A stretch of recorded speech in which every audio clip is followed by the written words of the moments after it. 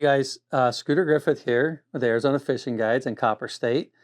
I'm going to go over just my plan or my thoughts on how I work during the spawn and the great thing about the spawn when the bass are spawning on up shallow and our lakes start to warm up and stuff like that. But I'll go through real quick and we'll talk about how it works and that sort of thing, and then a little bit we'll touch a little bit on some of the baits we use, but mostly just how the whole spawn and how it all works. So my theory is always, and it's still my theory. I mean, there's all different ways that people think about the spawn, but what I know about the spawn is, it starts early in Arizona, somewhere around mid-February. It's already started right now.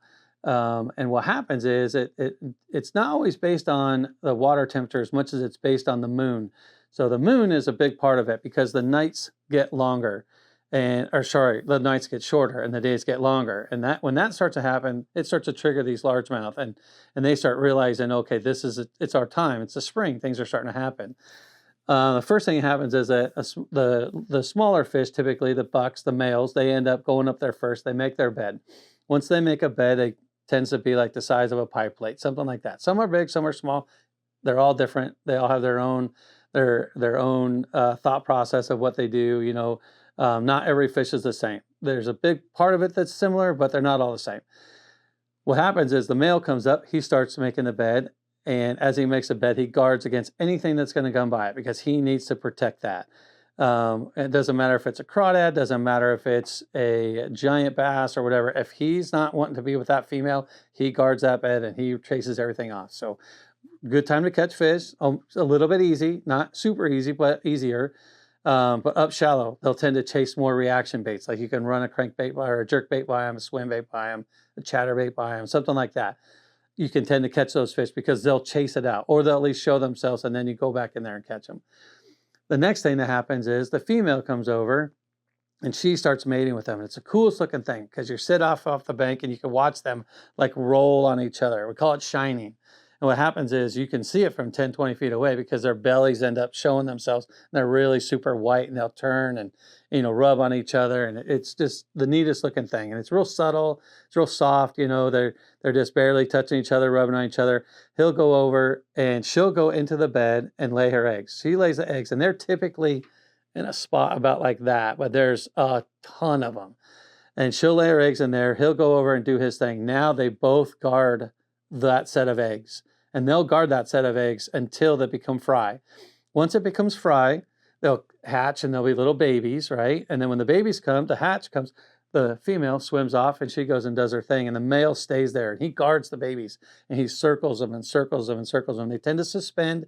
They usually go to like the first thing that's vertical. So they'll stick around there for a while. And once they do that, about 7 to 8 days, the male guards them and guards them and guards them, and then all of a sudden he just goes right through and he eats them, and he eats as many as he can. He does it one time, and then he just goes on about his way. So crazy thing that thing is sitting there guarding his own fry, his babies, and then he eats them, and then he takes off swimming. So, but that's what happens. The best part about once they just guarding the fries is, like I said, they tend to be easy to catch again. They're a lot of fun. I've had plenty and plenty of big fish caught, with clients. I mean, I think last year we caught an 11 pounder.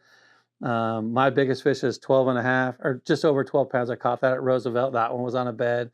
I've caught two others that are a little bit smaller, but not on beds.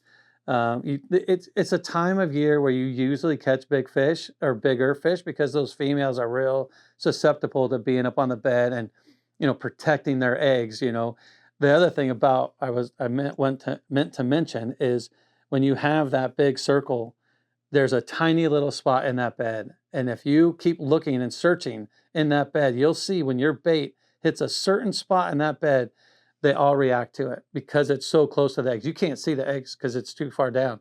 But once it gets to that certain spot where the eggs are, both of those fish react differently. And once you start seeing that, because again, they all have their own temperament, their own mannerisms, everything like that. You have to watch. That's the best part about the spawn is being a hunter, as you see what things are happening, you see how fish react. And people are with me a lot of times where they'll pitch it in there and something will happen and you hear it in my voice. Like I start getting excited, like, hurry up, get in there, go, go, go. You got to get fast. You got to get back in there because once you get those fish upset, You keep them upset. Once they stay upset, sooner or later they're going to bite that bait. It's not always so much about just getting them mad. It's about making them protect their eggs or their fry or just their area, their territory, like the males do. So again, it's the spawn. It's the greatest time of year. I love it. I can't wait for it every year when it starts to come around. And the good thing about Arizona is it lasts like 2 months, maybe even a little bit longer. And then we have 4 different lakes that we get to go to. So we're over here in the first part of the spawn. And when that one gets to a certain point, we just go to the next lake, and they kind of all go in succession. So lots of big fish to be caught, lots of fun to have. Take your kids out fishing and show them a good time. Show them how it works. Like, good pair of sunglasses, a good hooded shirt so that you get the sun behind you, and good equipment. That's all you can have.